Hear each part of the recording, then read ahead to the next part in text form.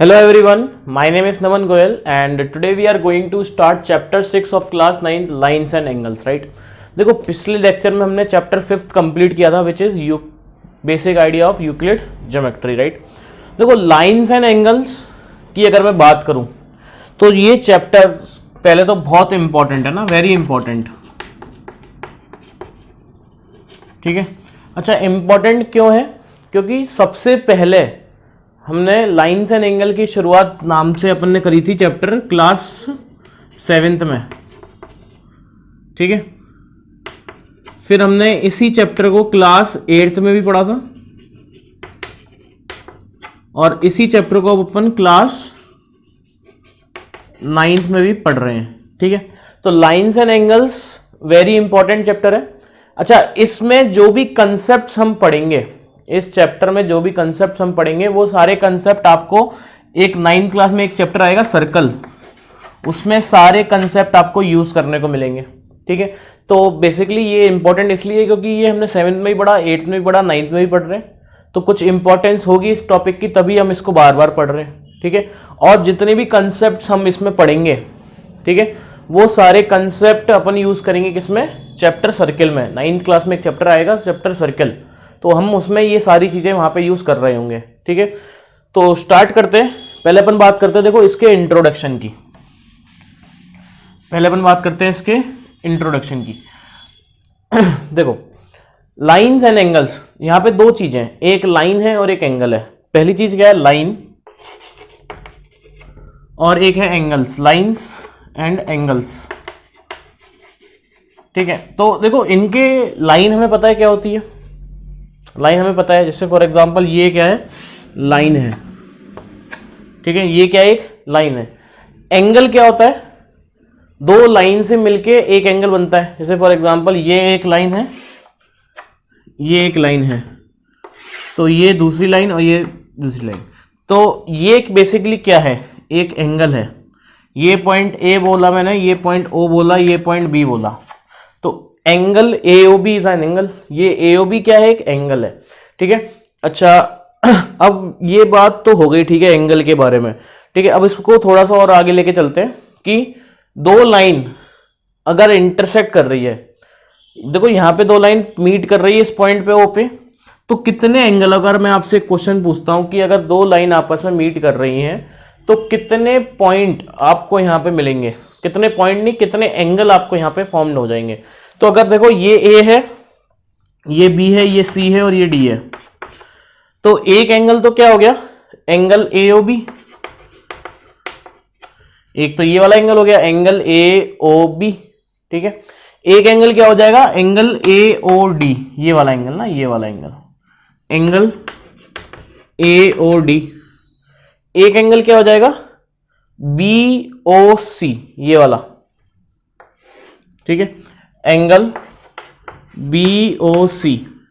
और एंगल क्या हो जाएगा? DOC। आखिरी एंगल कितना हो जाएगा? DOC। ये चार एंगल अपने को मिलते हैं, एंगल DOC।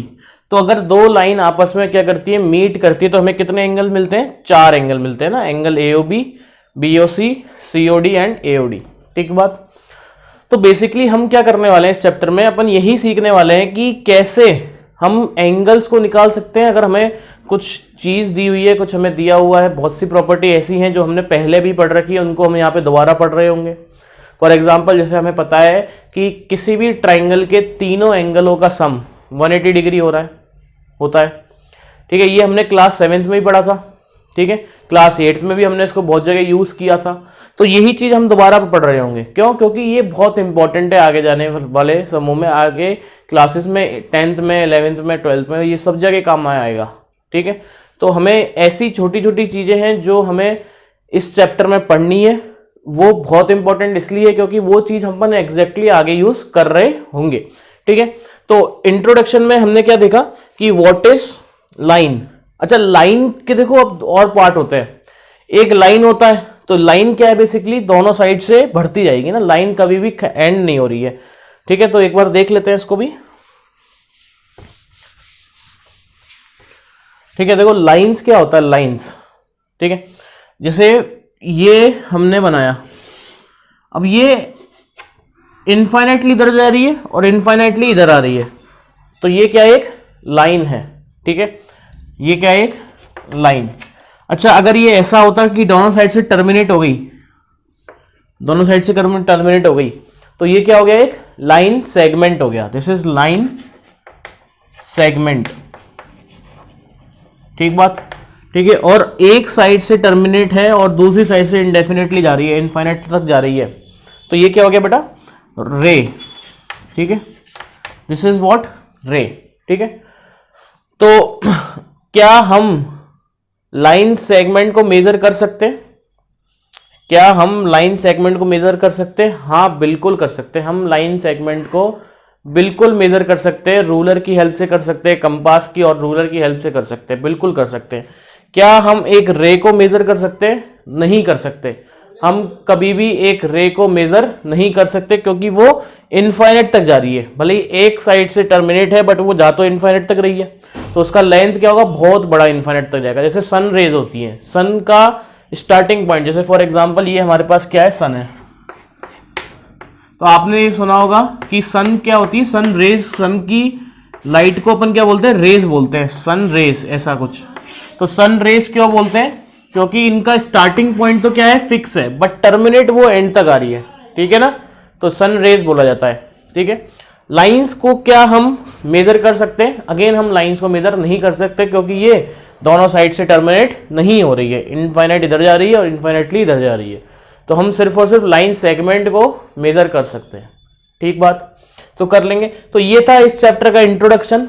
नेक्स्ट चैप्टर में अपन देखेंगे कि जो बेसिक टर्म्स और डेफिनेशंस हैं जो हम इस चैप्टर में यूज करने वाले हैं, बहुत सारी टर्म्स हैं और डेफिनेशंस हैं जो अपन नेक्स्ट चैप्टर, इस चैप्टर में यूज करने वाले हैं, तो उनको अपन नेक्स्ट लेक्चर में देखेंगे।